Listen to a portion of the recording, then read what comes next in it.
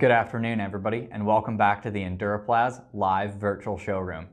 Today, we're excited to be talking about the horizontal lag tank that doesn't need hoops or bands. So we're going to start off with a 360 walk-around segment, and then we're going to show you some crazy footage of some testing we did with 3,000 gallons of water suspended in mid-air. And then we're going to wrap it up by hearing from a real farmer in South Dakota about his experience with these pin mount tanks. So with that, I'm going to hand you off to my co-hosts Doug and Michael, and they're going to kick off with the 360 walk-around segment. Hey, good afternoon, everybody. Thank you once again. Thank you for coming back here to the live virtual showroom here at enduraplas. For those of you that's your first time here, we want to welcome you. Thank you for coming. And for those of you that have come back for another round, we certainly thank you for coming back as well. We enjoyed putting these on for you and walking through our products a little bit. Today we're going to be talking about the enduraplas, the horizontal transport tanks. And we're very, very excited to introduce that to you because it's really one of the trademark features of the enduraplas brand is the transport tank. So we're a little bit excited here, guys. And in just a minute here after Michael introduces himself, we're going to walk through and we're going to give you some features and some good information on this. My name is Doug Symington. I'm a sales rep here with the company, been with the company a long time, folks, and looking forward to this. And this is Michael with me here. Thank you, Doug. Thank you. And welcome all that are viewing in or come on board as new viewers. My name is Michael Symington. I've been here with enduraplas for a number of years. And we're excited, as Doug says, to list out some of the options, some of the uses for these tanks and what they can be used for, and just going to go through the range of the horizontal transport tanks today. And with that, we're just going to kick off with some of the tank sizes and colors of options that we got available. And with that, Doug, I'll let you kind of take that and just tell them what kind of sizes we got. Thanks, Mike. We'll start out with real basic information, like Mike says, on sizes and colors. So what you see here today is just two options that we have. We're just virtually, they're just here for the show. This right here is a 1,600-gallon freestanding tank. This black one here beside me. And this one right over here is going to be a 550-gallon sump bottom tank with a frame. Now, this is just an example of what we have. We've got them all the way from little itty-bitty 110-pound baby, 110-gallon baby tanks, all the way up to a 4,500-gallon monster that's about 3 times the size of this one. So we've got a huge range of tanks, folks, in the transport style. All of them, of course, are the pin mount, which we're going to talk about after a little bit. And but I just want to point that up. One more thing I want to point up, folks, as we go along here today, ask questions. That's what this is all about for everybody that's on here. Ask questions. Ask lots of them and ask good ones. When we get to the end here, we'll get back to a question and answer session, and that's the part we look forward to, and probably you as well. So back to the tanks. We offer them all the sizes from 110-gallon up to 4,500-gallon, and then we offer quite a range of colors. Right here you see black, you see green, and we have yellow and white. The reason we have black and green in here is because they're pretty much our standard sellers. Green has always been our traditional corporate color. Over the last few years, black has kind of taken it over on the transport tank side. We sell more black probably now than we do green. Yellow and white, not so much. They're available by custom order if you want to, but it's not something we stock. And the reason why black has taken over is because of algae. And everyone that's in the agriculture world and the spray world and the commercial spray world knows algae is a problem. And what happens is I go out and fill my truck 8, 9 o'clock at night, planning to get up at 5 o'clock in the morning and spray, and by golly, we get an inch of rain during the night, right? So that truck has to sit for 2 or 3 days until it dries up enough to spray again. And guess what? You go out there, you've got white tanks in your truck. Inside there, you've got this miserable green film. That's the algae, and we all know it's going to plug the nozzles. It's going to give you trouble. You put a black tank on here on your trailers, and you won't have that problem. And Mike, you tell them why that is. Tell them why it is, how algae grows inside of tanks. So that's a good point, Doug, and thanks for that. So algae has to have sunlight to grow. So the only way for algae to grow on water is if the sun can directly contact it, and it actually grows with sunlight. So with the black tank here, we make these a solid color. So if you go inside the tank and shut the lid, it's complete darkness. So there's no light shining through at all. So that prevents any algae growth. And as Doug says, that green film that gets in there, what you're doing there is just putting the potential of getting that through your sprayer nozzles and plugging things up. So that's why the black color is really pulled forward here in the past, what do you say, year or two, Yeah, It's maybe really even more caught than on. that, 4 or 5 years. It's just continually growing and growing. Pretty much the majority, especially in the bigger size tanks of the transport tanks that we sell now, majority of them are black, aren't they? Yeah, Yeah, absolutely. mostly, so. And we're stocking a lot more black products too, as Doug says. The yellow and white ones are more of a kind of a custom order. With Yep. that being said, we do make the polymer.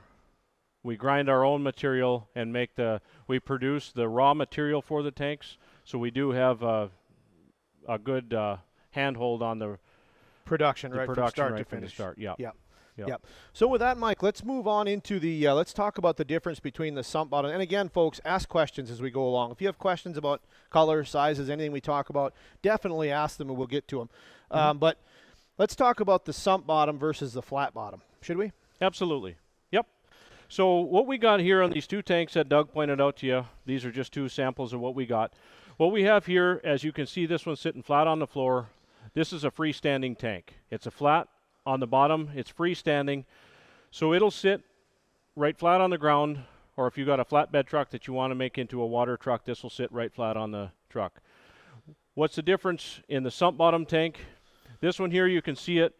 It's sitting on a frame. It has a sump underneath of that hangs down about 6 inches below the level of your legs. That's why it's being held up on a frame. Now what's happening under there is there's actually a trough the length of that tank that's all draining sloped into that sump. And that's going to be for a full drain out. So typically your uses of this are going to be if you're carrying a hot load or mixing product or something, one tank load to another, and you want to have a full drain out system, this works really well for flushing that out. Yep. I also see a lot of guys in the commercial fertilizer hauling industry. They'd rather have this because they get 100% drain out. They'd rather have the sump tank with the frame. It's a little more cost, but in reality, Michael, in today's world, you know, when you're talking about putting together a 50, 60, 70,000, depending what you put on a semi-trailer, what's a couple $1,000s for two frames? Absolutely. You know, yeah. just, you know, don't short yourself where a little bit can go a long ways. You know, that's kind of just a rule of thumb. Always. That's a great point, Doug. And another thing of that is you can always, I mean, if you were ever to go resell the tank, it's always going to be worth more sump bottom on a frame because it's more uses. And not only that, if you ever need to take it off that trailer, it's so much easier when it's on a frame. It's just 4 bolts, 2 on the end on each side of the frame that bolt that frame down to the bed of the truck. And you just undo those 4 bolts and you lift it off. Just as easy as that. So just going into this, Doug, on how to get the liquid out of the tanks, do you want to just tell them a little bit on how these ones drain out versus the sump bottom? Yeah, I'd love to, Mike. So let's start with this one with the 1600, the freestanding. I want to keep emphasizing that word freestanding if we can, because a lot of times when I say the word freestanding to people, they're just like, what? What's that mean? And what happens is, if we call this a flat bottom, everybody mixes it up with the vertical tanks because in the industry, they're known as a flat bottom. So we call this a freestanding tank. And just for everybody watching or listening, that's why we call it that. Anyway, so the freestanding tank is going to, everything 1,600 gallons and larger is going to come with a bolted 3-inch fitting. 6 bolts. It's going to come right in the end where you see the one down on the end of the tank here. And inside of that, and let's back up just one step. You notice how that fitting is about 3-4 inches off the bottom of the tank. Okay, there's a reason for that, and that is because the way our tanks are built, they're so thick in the walls that when they come down to the bottom where they make the curve, it gets thicker and thicker. And if you go too close to the bottom with your fitting, you can't make it seal. It does, your fitting won't seal properly. So that's why we leave it up a little ways on these freestanding tanks, and we put the siphon tube inside the tank. So every one is going to come with a siphon tube like you see here, tipped to the bottom. It's going to suck right off the floor of the tank. And when you get done draining this, I don't know, what would you say, Mike? Would you have 50 gallons left in there? Probably. Maybe, give or take a little bit. No more than that. And a lot of the guys that use these tanks, if they have them in the back of a truck or a trailer, you park on a crossing, you don't have any left in there hardly at all. Yep. It just literally drains it right out. But if you're looking for the full drain, like we've talked about a couple times, you want to go with this sump. And I think Michael explained it really well with that trough in the bottom, and they're going into the sump, and the inside of the legs sloping into that trough. So you're getting 100% drain out. And that's just a really awesome feature. But this tank right here, the sump bottom tanks, If you order them with a standard fitting, it's going to come out the side of the sump. Okay? So it's going to come right out the side of that sump. So you're going to get a full drain except for maybe about an inch in the bottom of the sump itself, of that square sump. If you need a full drain, then you need to go with what we call a full drain fitting that goes right in the bottom of the sump. That means you have to cut a hole in the deck of your trailer or truck, whatever, run your plumbing down under the trailer, and then you're going to get a full drain. Everything is going to come out. So back to the size differences, and I'm sure there'll be some questions on the fittings as we go along, and I'm hoping there is at the end. I hope you guys will put some questions in. But so on the sizes, so 1,600 gallon and larger is all going to come with a 3-inch fitting. Everything smaller than a 1,600 is going to come standard with a 2-inch fitting, unless you order it different than that. Yep. So that's the way we do the fittings. Just seems like the 2-inch fits better with the smaller sizes, and the guys that buy them tend to like them better. So that's the way we've left it. I don't know what more, Mike. Is there more to talk about? That's good. That's excellent. So standardly, when they come, as Doug says, out the side of the sump, the plumbing would run on the trailer deck. But like you said, if you go down underneath the sump and go out the floor, it runs underneath, and that's the proper way to do the full drain. Yeah. With that, let's talk about, Mike. Let's talk about the stainless lid, and you're kind of an expert on that. Show them how that works. Maybe while you're going onto the stainless lid, show them the ladder too before you climb up it. Absolutely. So the ladder here, as Doug points out, is an actual optional. It's not. It doesn't come with the tank. It has to be specified when ordering a tank. You have to specify whether to get the ladder. These ladders here fit all of our tanks, horizontal tanks rather, 1,600 gallons and up. We have 2 sizes of tanks that are taller than this. I think the 3,000 gallon and the 4,500 gallon. They get an additional extension or rung on the bottom of this. But these things here bolt right on this lift lug, and they couple right. They molded right to fit the tank like this. Nice handholds, real easy climb. It's real easy to install too. It's 1 bolt. Yep. 1 bolt to install. I mean, it just doesn't get any easier than that. And as you see this tank here, we're looking right level with the lid there. But if you open this lid, you can't see inside from on the ground. So by having a ladder here, you can just see how simple that is to check your tanks. And safe. And safe. And safe. For those of us that are getting older, safety's a big feature anymore, isn't it? Yeah, and I don't know of any of us that aren't getting older. That's right. So let's talk about this stainless lid. That's kind of a key feature to the enduraplas transport tanks, isn't it? It is. And the first thing I want to point out is the lockable lid. So this here you can tighten down, and it's actually got 2 clips here where you can put a padlock through it. You can lock this. You got expensive product in there. You're leaving it out in the field overnight. You can actually padlock this shut. Yep. Another feature I want to point out is a rubber gasket around the rim here. So when that shuts and you tighten it down, secure it, any sloshing of liquid coming up against that tank is not going to spill out around this gasket. And the third thing I want to point up is these 2-inch vents here. And the purpose for those is when you're sucking out of the bottom fitting, as Doug pointed out before, obviously you've got liquid going out of the tank to keep that tank from collapsing in. We've got these vents here to keep that airflow going through. Or if you're filling from the bottom, which most people do nowadays, fill from the bottom port, you can let air out either way. So it works both ways. But I'll tell you what, folks, the stainless lid is a feature that we have on all of the transport tanks, 1,600 gallons and larger. And that is an advancement we've made in the last, I don't know, probably 7-8 years. And it is a huge step forward, and everybody that has a stainless lid on their tank now will tell you that they won't go back to plastic. That's right. And they will also, we have lots and lots of people that have tanks, even competitors' tanks with plastic lids that are coming in and trying to get stainless lids to switch them out, which you can do. Yep. But what I'm trying to point out there is that this is a step forward. It's a huge upgrade on these tanks, and it's a very important feature. When you're transporting liquid down the road and you have to make a sudden stop, you don't want that lid to pop out, and you don't want liquid spraying out on your trailer bed. You don't want it spraying around in the cars next to you, which has happened.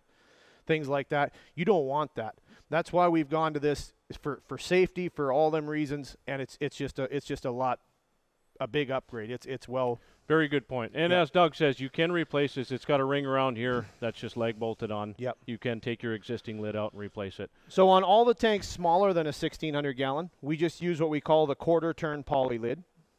It's a very standard lid, drops down into place, closes. It's vented as well. It has a vent built right into the lid. And then when you get down into the little itty bitty tanks, you go to an 8-inch screw-in lid. Yep. So I think 200 gallons and lower or something Yep. is the 8-inch lid. So that's kind of what you're going to see from the lids from us. With that, Mike, why don't you tell them about the lifting lugs? Yeah, absolutely. You can probably see it on the screen tank here a little better. So you see these little lug holders. We call them lifting lugs on the ends of the tanks. These lugs here basically are here for just what you heard there, a lifting lug. So when this tank is empty, you can strap, put a pin through here, put a clevis on it or whatever, and strap and lift these on and off the truck. You cannot do that with liquid in these tanks. Must be empty when you lift these with the lifting lugs. The tank is not designed to lift with liquid in it, but it's a real handy way to get them on and off the truck. So you're not trying to fork that tank from underneath, you know, and risk putting a fork hole in the bottom of the tank or something. You can just literally run a strap and lift this tank on and off so you can use that trailer. You may use it for hauling hay or cars or whatever Yep. off season from spray. The most common way that tanks get wrecked is with pallet forks. We Yep. call it pallet fork blight. It's the most Yeah. common way that they get wrecked. This eliminates that problem. You don't have to lift them on and off the truck with a pallet fork. And for guys that use their trailer for other things besides water trailers, you might use it to haul hay, you might use it to haul who knows what throughout the year. It's real easy. Just lift them on, use it when you need to, lift it off. Yep. Simple as that. Nice and easy. So Yep. that's how we like it. Then we're going to move into the baffles. So all of our tanks have a form of baffling. And if you look down here on the side of this tank or the side of this one, you're going to see on both, on the 1600 and the 15, on the 550, and all of our transport tanks have what we call a quarter baffle. Okay? Now what that does for you, obviously when your tank is full, you don't need a baffle. And obviously when it's nearly empty, you don't need a baffle. But when it's about half full, that's when you get your product movement, and that's when it gets dangerous because you've got that makes waves in there. The quarter baffle, it will not stop the motion of the water, but it will break it up. Okay? Does that fix the problem completely? No. But it does help a lot. A lot of people go with just these baffles, especially in the farming world where you use them, you know, 5 months out of the year, whatever. That's all the baffles they use, and it works fine. But if you're in the commercial transport world, or if you're moving a lot of water, using it a lot more than that, I would recommend stepping up to a little bit more baffle than that.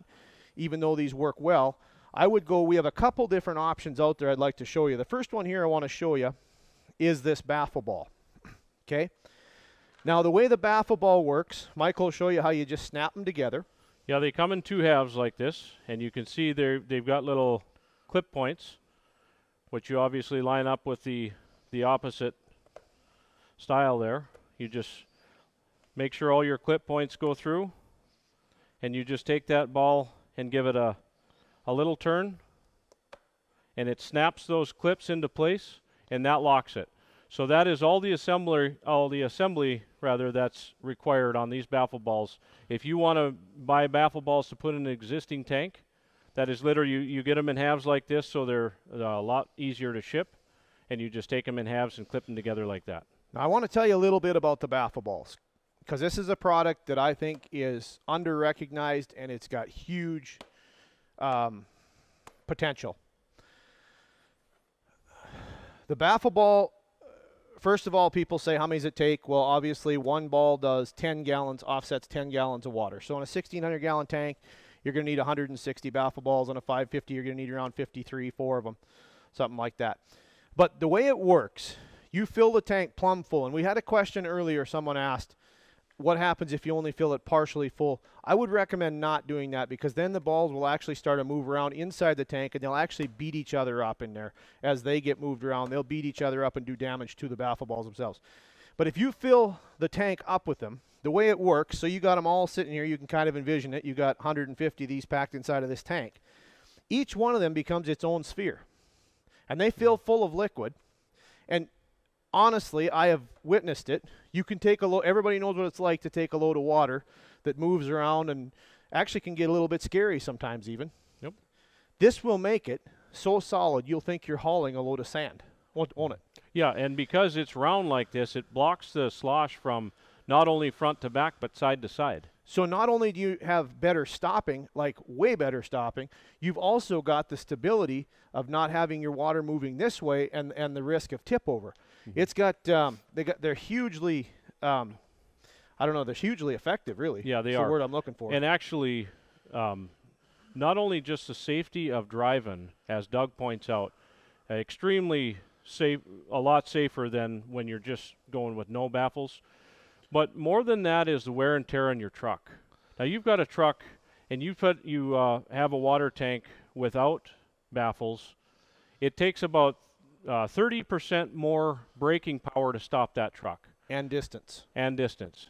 So when you're stopping a load of water with no baffles in, and that slosh motion is pushing against your truck, you've got 30% more wear on your truck, on your braking system, and when you're taking off from a stop, and that slosh is pulling away from you, you're putting 30% more wear on the drivetrain of the truck.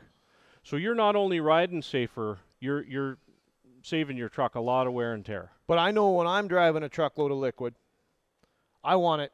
I don't want that. I don't want that risk. And when I put a hired man in there, which most farms now have lots of them, you don't want to put a guy in there and run that liability. Or you put your boy or girl in there to drive that truck, or your wife. You don't want that liability. You even want that turning in stability. and out of field approaches, it really holds that load from sloshing when you're going over the side. Moral of the story is the baffle ball is a product that is worth every penny you put into it. It's very, very valuable product. We have one more option, Doug, if you just tell them about the wall baffle. So we have another baffle that's a solid baffle, but it's only in, and I'll clarify this again, it's only available in the 2,800 and 3,200 gallon tanks at this time. I do believe there is other sizes coming up the pipe. I don't know how soon, but I believe there is. At this point, it's the 2,800 and 3,200 gallon that have the baffle. And I'm going to tell you, guys, if you're going to get the baffle in there, it does a whale of a good job. We have a video coming up here in a few minutes that's going to show you the difference of with or without the baffle, and we're going to show that to you and let you see the difference. But get it installed at the factory. When you order your new tanks, tell them to install the baffle in the tanks. You don't want to be doing that on existing tanks because if you don't know what's been in them, all them reasons. It's just better to get it done here. With that, folks, I want to turn it over now, and I want to show you guys a video of the, we've talked about the baffle testing, and show you the differences, and take a good look at this, the differences of water movement inside of a tank with a baffle and without a baffle. With that, here you go. We'll be back shortly.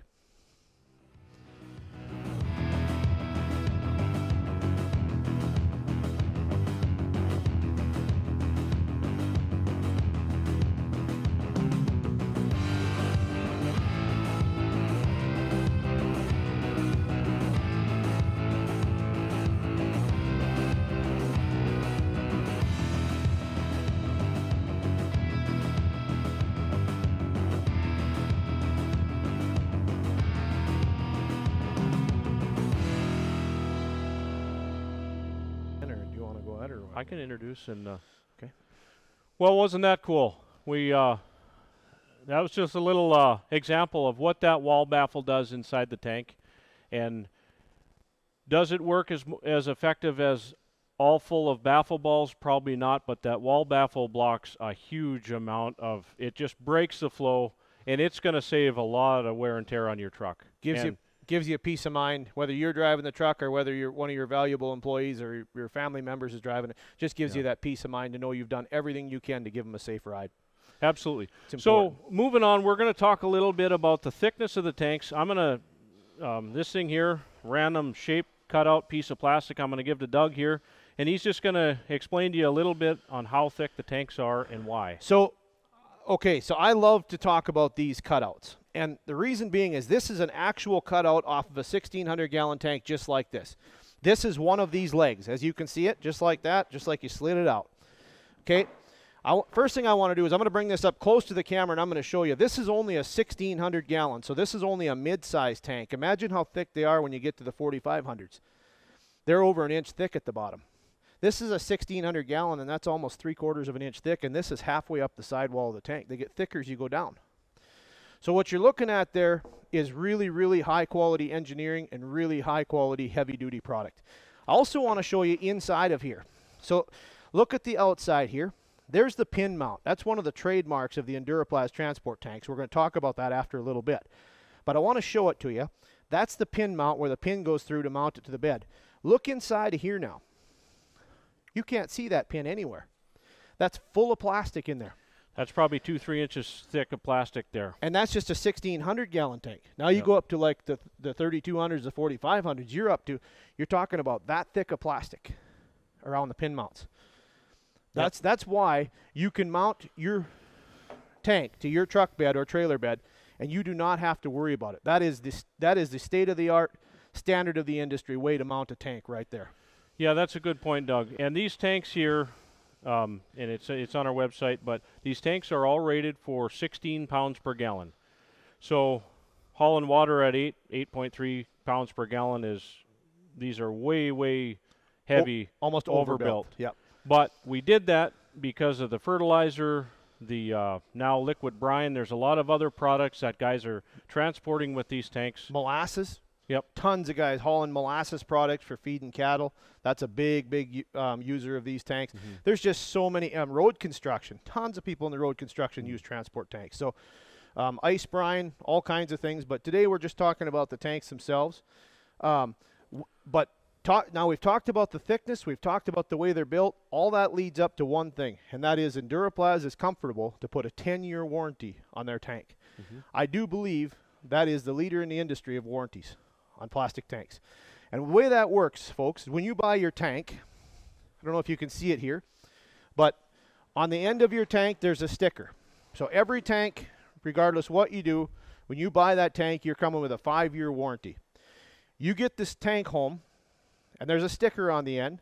You go online and you register the tank, and when we say register, right down here is a serial number. You're going to need that. Register that serial number, that tank, who bought it, the day it was bought, all them things.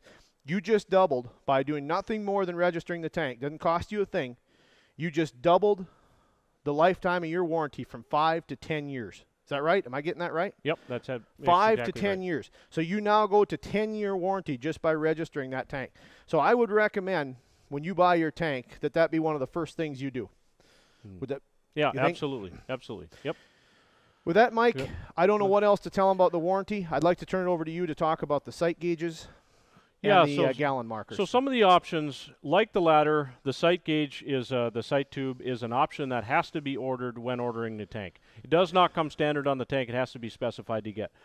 But what the sight gauge does for us is what we talked about, what Doug talked about with the black tank, not shining any light through for algae. So you can't see your liquid level inside the tank just looking at the side of it. So we have this sight gauge option. It's a very inexpensive option that you can see the level of liquid through. Now, as you see on these sight gauges, they all have a valve on the bottom side here.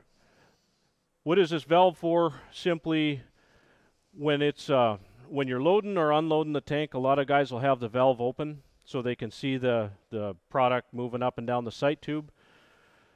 Then it's recommended to shut the valve off, because if anything were to happen to that sight tube, if it got damaged, cut, something hooks it and just rips it off, you don't lose your product. Your valve is shut off and it doesn't flow the product out from the tank. You've actually got a insurance stopping point there. So good rule of thumb, is it correct, Doug, just to have the valve off if you're in use? I don't know how it is on your farm, but on my farm, if it can happen, it will happen. So I would strongly recommend shutting that off, because somewhere along the line you're gonna lose a sight gauge. It's bound to happen. Now, the sight gauge is not mandatory. No.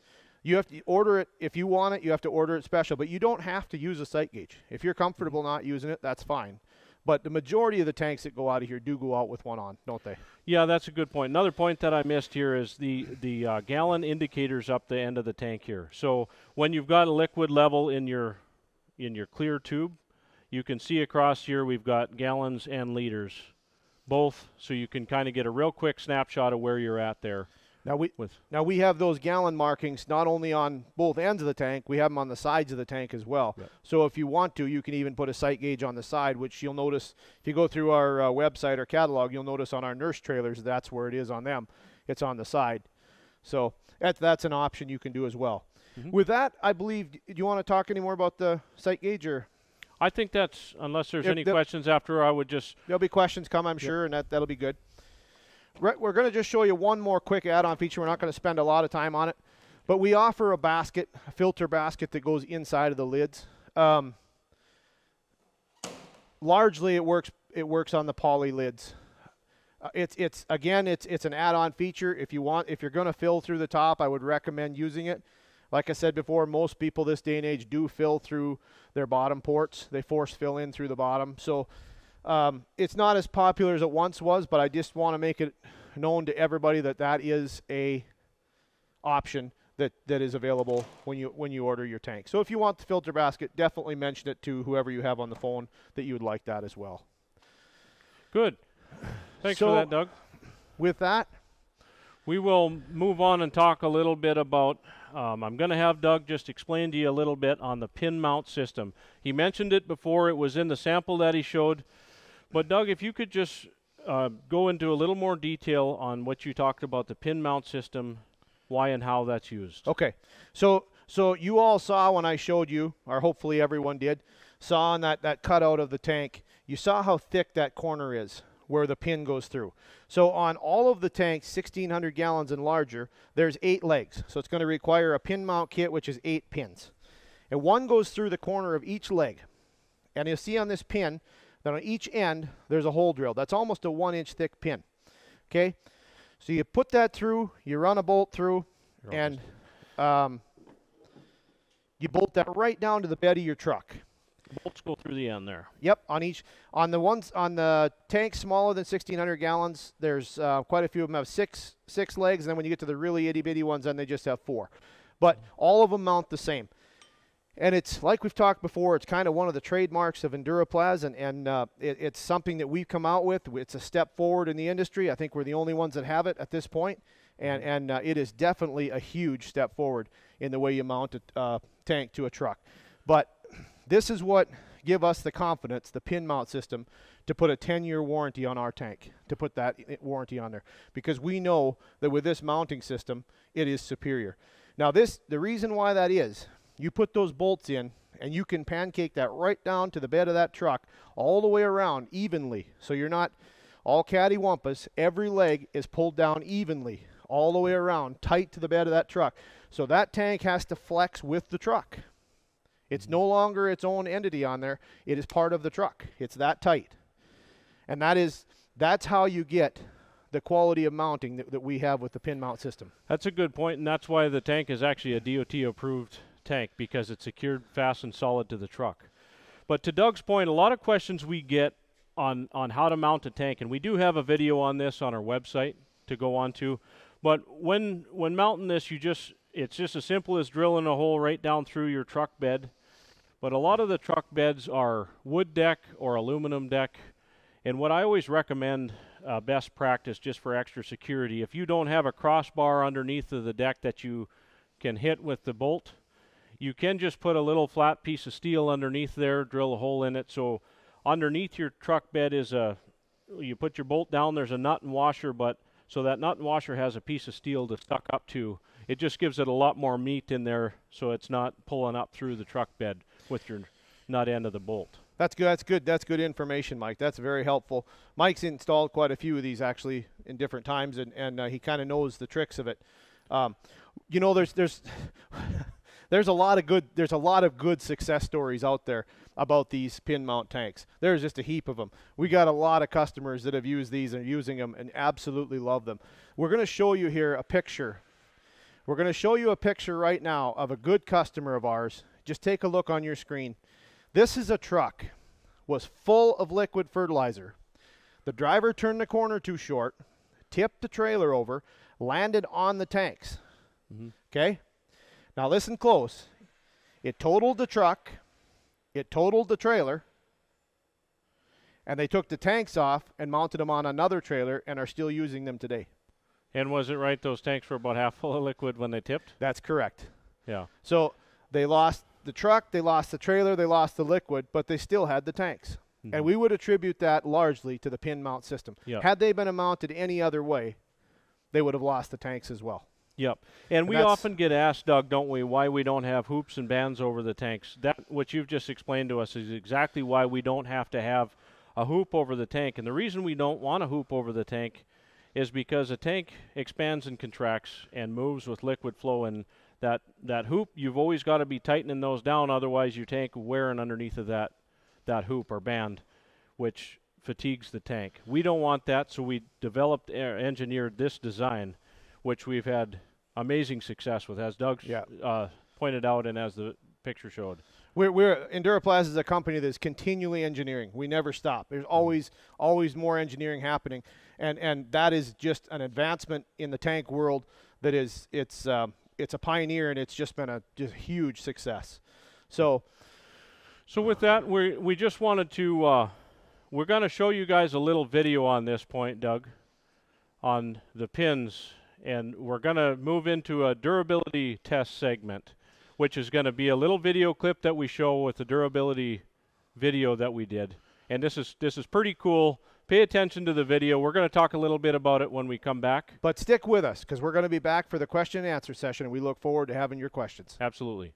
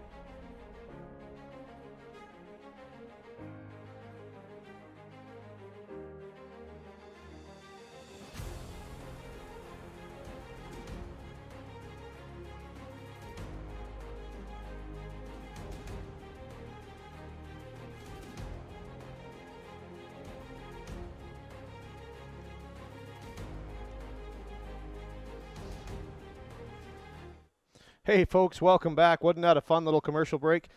What did you think of that video? I thought it's absolutely awesome. There's so much we could talk about that video. I'm going to start with telling you a really funny little story about it. That video happened so spontaneously.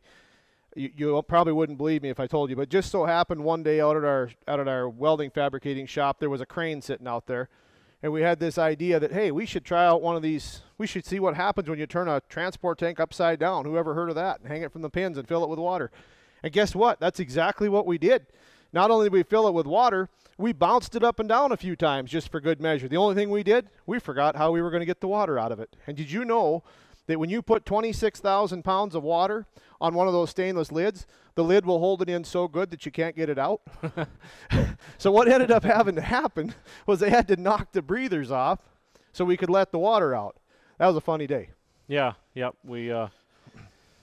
We had a lot of tell fun them doing about the that. pins, Mike, when we took them out. That was the craziest thing. Yeah, the interesting part of it was, like Doug said, we had that tank hanging upside down, so we had the crane lifted up, and then we dropped it, free-falled it a little bit, just to really test out that pin and see if we could break the tank. We actually took the pins out when we were all done. We got the tank empty. The pins were bent in a horseshoe with the strain of jerking that tank up and down. There was no cracks, no nothing, no fatigue to the tank at all. Those pins held it absolutely solid. So that picture of the truck you saw tipped over on the tanks, that's why enduraplas is comfortable with the engineer design of that. That's why we have the confidence we have in our product to put a 10-year warranty on it. We're absolutely confident in it. And do we have failures? Yes, we do. Because anytime you manufacture a product, anytime there's man-made product, you're going to have a percentage that's going to give trouble. We replace those. That's what we do. If it's within the warranty, we replace them. It does happen.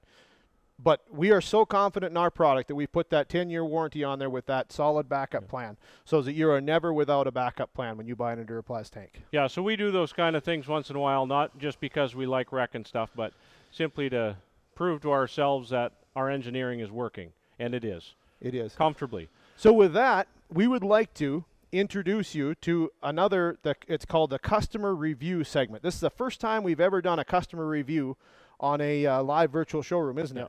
Yep. And this one here is coming from a good friend of ours. He became a good friend after he was a customer, but he's a good friend and a good customer now. Mr. Rodney Tobin from down along the I-29 corridor down in South Dakota. He's a family farmer. Him and his wife run a good operation down there. They bought one of our semi-trailers with a couple of our transport tanks, and he would love to tell you why he chose enduraplas. So with that, we're going to turn it over and show you a video. My name is Rodney Tobin, Pierpont, South Dakota. I'm a third-generation farmer. I've lived on this farmstead my entire life. I had a dream, and I've kind of fulfilled my dream with this unit. And so after season, I picked up this trailer, and if love is a proper term, I love it. It's cut our spraying time at least in half, if not by 2/3. For clean out, it cleans out just almost perfectly with the sumps. The black tanks are a real plus because you can leave water in there for a couple weeks while you're waiting for the wind to go down, and when you're ready to go, you've got water that isn't full of algae. One man will be in the semi, and he anticipates about where the guy will be needing water and chemical the next time. He parks near an approach, sprayer pulls up, and we just swing the hose out, connect to the front of the sprayer, and in just mere minutes, you can be loaded and he can be spraying again. My name is Rodney Tobin, and I use enduraplas. Hey, welcome back one more time, everybody. We're just about to our question and answer session, but before we get to the question and answer session, I want to say a really quick thank you to my friend and customer, Rodney Tobin, for giving us that good testimonial. And any of you that want to give a testimonial on your product, you absolutely are welcome to call in or write in or email in or whatever and give us a testimonial. Thank you, Rodney. Thank you so much. Michael, you know Rodney as well. He comes to all the farm shows, comes to visit us in the booth, and I'll tell you what, he's just a great customer, a great friend, and a great guy to be around. Yeah, that's good. Thanks, Doug. And I want to say a massive thank you to Mr. Rodney Tobin. Interesting guy and interesting farm setup. I think he's a third-generation farmer. And this is something that we're extremely passionate about. I mean, the farming, agriculture in America is in the heartland. It's the heartbeat of America. It's the backbone. And Doug and I are really passionate in this because we're both off a family farm, born and raised, raising livestock, crop farming, and all this. So this is what we just really, really enjoy: engineering, designing, and manufacturing a product that brings a lot of safety to your farm, but keeps that family farm going. We're trying to always make it as safe as we can and with the right features, and just have something that benefits that family farm to keep it in operation. And again, I'd just like to say thank you to Rodney. He's done a terrific job of farming and a terrific job with the enduraplas product, so thank you. Thank you again. And it's great. It's great to be part of the enduraplas family. We build a product that you can use on your farm just like we use on ours, and you can use it every day and have the peace of mind that it's going to work for you. Every day is going to. With that, I think we'd like to turn over to a question and answer session. I trust there's some questions, and we'll do our best to answer them. If we don't have the answer for you, we will certainly get answers and get back to you with them. Looks like the first question here is, what is the percentage volume loss when using baffle balls? Michael, you can help them with that. So with the baffle balls, I'll get it for you. Okay, so with the baffle balls, the 16-inch baffle balls that we clipped together and showed you, it's about 1%. So when you're at a 1,600-gallon tank, you're using up about 16 gallons of liquid Space. displacement. Yep. So you're about 1% displacement. If that makes sense, I don't know. Is that? It makes sense. I trust that's a good question. I hope that was a suitable answer, but it takes up about 1%. So the next question is the base of the tank sloped? Okay, I'll answer that one. So that's a little bit of a mixed answer. On the 2,800 and the 3,200 gallon, yes, they are sloped. And the reason they are sloped only on the sump bottom tanks. Now that's only on the sump bottom. The 2,800 and the 3,200 sump bottom are sloped. And the reason for that is that's for fast drain out. Those particular two models are made for speed. They're made for speed. The other models, 2,500, 3,000, those sump bottoms, they're still going to be the flat bottom except for the sump. But like Michael talked about, they have the trough in the bottom, and the legs have some slope, some taper, because of the way they're molded and the thickness on the outside edge. So it's still going to all drain out, even though they're not a completely sloped bottom. The freestanding or flat bottom tanks, we call them freestanding to be clear, those do not have a slope bottom. Those are a flat bottom in the tank. I hope that answers your question there. Yep, that makes sense. Yep. Good. Now you can have the next question, Mike. Okay, next question is, where can I add fittings to the side of these tanks? So that's a great question, because anytime obviously you've got a rounded side, you're not going to want to install a fitting in there for the simple fact that you've got two halves of fitting that are flat and got a seal together. So anywhere that the tank is rounded, I don't recommend putting a fitting in it. Now, if you're want to put a fitting on the leg of the tank, you can. I mean, some guys put a sight tube up the side of the tank. You can put a fitting in the leg of the tank and go up. I would recommend, if you're doing that you stay quite a ways up, because the leg gets very, very thick when you get down towards the pin mount. And what will happen is you're like Michael talked about with the rounded part, your fitting will not seal, and you'll end up inside the tank with an angle grinder trying to flatten out a spot, so you're fitting, and that is not a good situation. Which is a great point that comes up, which we kind of missed in the design of the tank. As you see in the end of the tank, we have a flat spot on each side here. The whole purpose for that flat spot is to install a fitting. So added fittings. You've got a discharge fitting coming out the bottom here, and a lot of guys, if they're running liquid fertilizer or something, want a fitting here so they can run through their pump and recirculate back into the tank. This here is specifically made to install a fitting on a nice flat spot there. So if possible, we always recommend putting the fittings on those flat ends. Yes. It's always better to put it where the factory recommends it, rather than try and do something different. But there's always situations where something different has to be done, and if so, I would recommend that you probably talk to someone at the factory before you do something. Yeah, just beware of that rounded side. Absolutely. Yeah. What's the best way to fill these tanks? So that's a good question. But the best way, of course, is to use the actual fitting on the end or the bottom. The best way is to force in through the fitting. Now, the reason why is because, of course, it's cleaner. When you're taking right from one vessel to another through a hose, through a pump, everything stays cleaner, you can force fill it. If you don't have that option, absolutely use the lid. Fill through the lid. That's just fine. Like we showed you on the smaller tanks, put a filter basket in there, a strainer basket, and then you're going to have clean water anyway. But probably the recommended way, if you're not already doing it that way, is to fill through the bottom port, isn't it? Yeah, absolutely. Yep. Yeah. No, I agree 100% with that answer, Doug. So next question we got here is related to the pins. Are the pins included when the tank is purchased?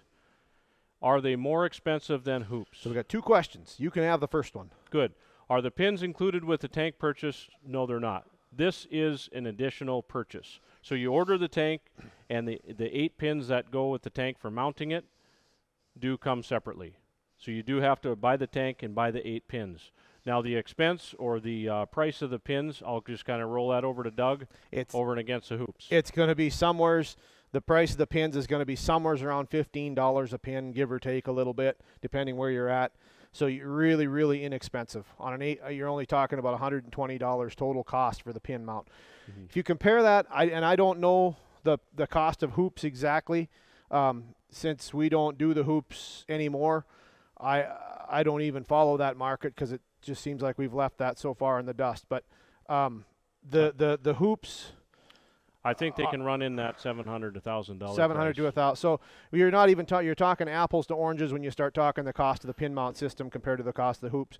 Do our tanks cost a little more? Yes, they do.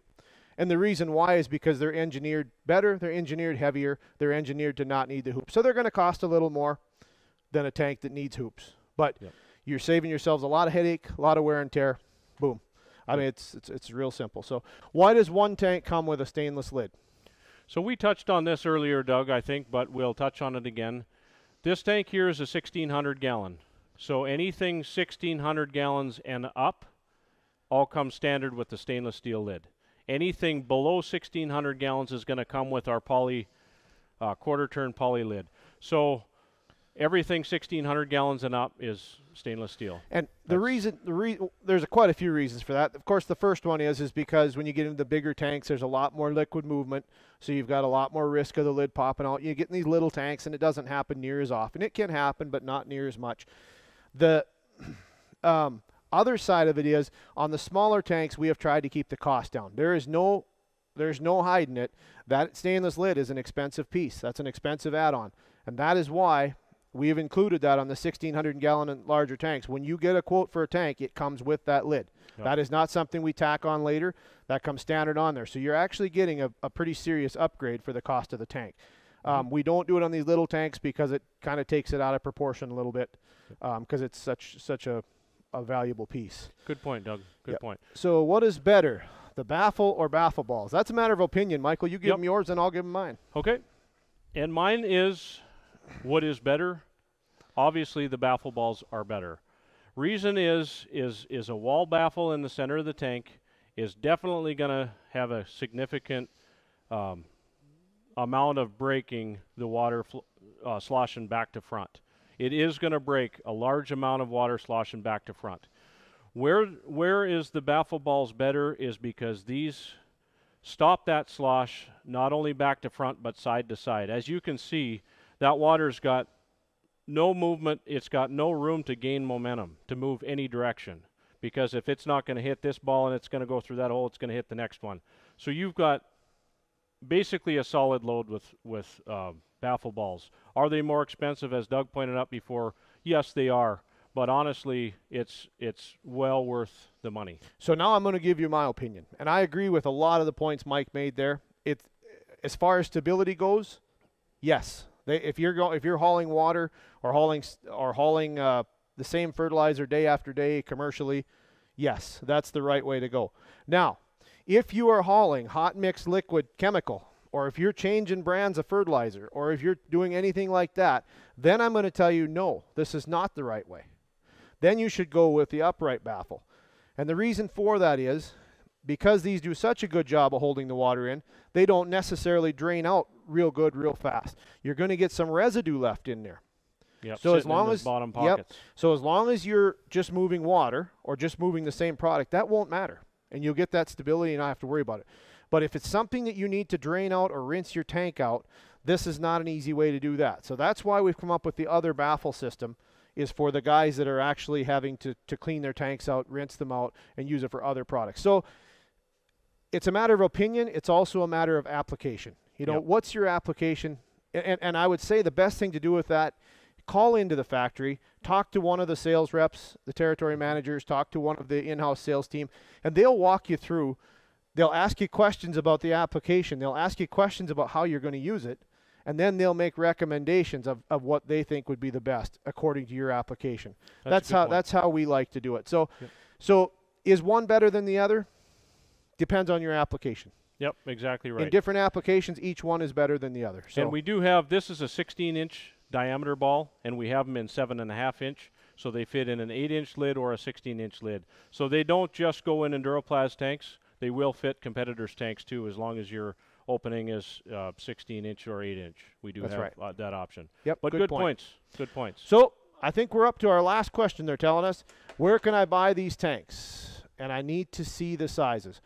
Okay, now this is going to, this is always a tough question because the virtual showroom goes to such a huge audience, doesn't it? Yep. So we kind of got to break it into segments. If you are from somewheres in the Midwest, I would say either go online and look for your closest dealer or call in and we will direct you to your closest dealer. We've got all across the Midwest, we've got excellent dealers set up that have these tanks in inventory. Probably not going to be a far drive from you wherever you are in the Midwest. They're probably going to be pretty close by. And we are very loyal to our dealers. We are going to send you back to the dealers to buy the tanks. So if you're from the Midwest or in the areas where we have dealers set up, call us. We'll put you back to that dealer and we'll get you taken care of. And we've got good dealers that will take very good care of you. If you're from outside of that area, outside of the Midwest area on the coasts, some areas we have dealers, but not all. So I'm still going to recommend that you call in and talk to us. But in a situation like that, we may have to get a little more creative with how we get them to you, but we certainly will. Absolutely. Absolutely. And then it's the second part of this question is I need to see the sizes. Enduraplas.com and go to horizontal transport tanks. I think they're listed as transport tanks. Yep. You've got all the freestanding tanks, the sump tanks, and all the sizes. You just select your size. It tells you the specs. It has the videos shown below. Dimensions. Dimensions, all that good stuff. So go on enduraplas.com. You can even click on real easily and send in a question or go on. I think there's a chat on there now where you can go on and just chat back and forth with the rep. I recommend that. Also, we're talking about the Enduraplas website. I invite you to go on there and look at it. We've got some really, really awesome videos. Not just the virtual showrooms. They're, of course, all on there too. But awesome videos for quality, different quality tests we've done, different drop tests. We've got that one where we drop the car on top of a tank. That's a hugely popular video. We've got all kinds of them. The other thing is what I would encourage is to go on there. If you're an existing customer, go on there and write a review and be the next Rodney Tobin to get on one of our videos. We'd love to have you. With that, I think we're going to wrap it up, Doug. If that's all, I would like to just say thank you from us at Enduraplas. Thank you from me and Mike. We enjoy doing these online showrooms for you. We enjoy having you for attendance and look forward to the next one. Thank you all. God bless. Take care. Thank you. I'd like to thank you all for joining us for another live virtual showroom. We're going to be taking a break for the month of July, but we'll be back for another event in August. Stay safe.